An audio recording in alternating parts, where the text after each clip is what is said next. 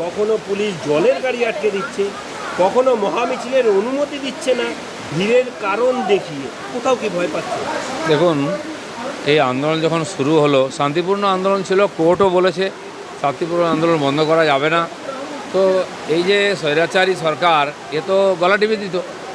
কারণ যদি হসপিটালের সুপার ভুল তথ্য দেয়, যদি সিপি ভুল তথ্য দেয়, মিথ্যা কথা বলে লোককে বিভ্রান্ত করে, তারপরে লোক থামছে না। ওরা ভেবেছে যে মাসখানেক চলবে, ডাক্তাররা কদিন আন্দোলন চালাবে, সাধারণ মানুষের তো পুজো এসে যাবে, সব ভুলে যাবে।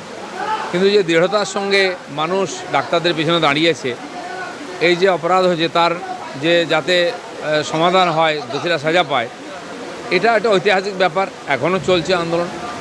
সেটা সরকারের বাঁধ ভেঙে যাচ্ছে, ধৈর্যের। মানুষের বাঁধ ভাঙেনি, সরকারই ভেঙে গেছে। এখন অসহযোগ অত্যাচারের মাধ্যমে বন্ধ করার চেষ্টা করছে, কোর্টে জাজমেন্টের বিরুদ্ধে করছে, তবুও কিন্তু পারছে না। আমার মনে হয় মানুষ যে দৃঢ়তা দেখিয়েছে, পুজো উৎসব করব না, পুজো করব, প্রকৃতিও সাহায্য করছে। প্রতিদিন বৃষ্টি হচ্ছে, পুজোর পরিবেশ তৈরি হয়নি, বাজারে ভিড় নাই, রাস্তাঘাটে সাজসজ্জা নেই। দিদিমণির নেতারা 5 টাকার চীনা লাইট নিয়ে খানিকটা সাজিয়ে দিয়েছে রংচং করার জন্য, মানুষের মনে রং ধরছে না। কোথায় ভিড়? পুলিশ কোথায় থাকে? রাস্তায় দেখুন, মহলে দেখুন, বাজারে দেখুন, যেখানে পুজোর ভিড় হয় কোথাও ভিড় নেই। লোক কেনাকাটাই করছে না, নীরব প্রতিবাদ করছে। পুলিশ চাইছে ভিড় হোক, কিন্তু মমতা ব্যানার্জি চাইছেন ভিড় হোক। ভিড় হবে না, লোক নিজের পাড়ায় পুজো করবে এবং প্রতিবাদটা মনে রাখবে, তিলোত্তমাকে ভুলবে না। সেই জন্য পুলিশ যতই বাহানা করুক, মানুষ রাস্তায় নামবে। দরকার হলে পুজোর যে মিছিল হয় সেটা প্রতিবাদের মিছিল হবে। চিত্র কি, সারা পশ্চিমবঙ্গ জুড়ে রোজ এরকম অঘটন ঘটছে। দেবীপক্ষ শুরু হয়ে গেছে, এখনও মহিলাদের উপর অত্যাচার, মৃত্যু, হত্যা চলছেই। এখনও আন্দোলন করতে হচ্ছে আমাদের পুজো ছেড়ে দিয়ে। বাঙালি দুর্গা পূজা ছেড়ে দিয়ে আজ সামাজিক আন্দোলন করছে। কি দুরবস্থার মধ্যে আমরা আছি, কোন দুর্যোগের মধ্যে আছি, কোন শাসনে আছি আমরা? তাহলে কি ধর্মকর্ম, পূজা পাঠ আমাদের টোটালি বন্ধ হয়ে যাবে?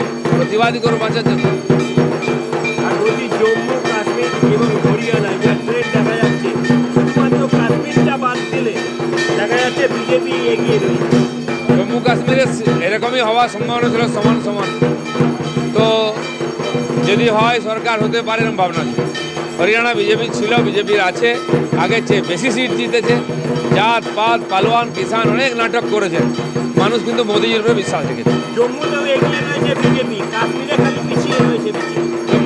জম্মু একবার ছিল এগিয়েছে, কাশ্মীর স্বাভাবিকভাবেই, তাও ওখানে বহনি করে।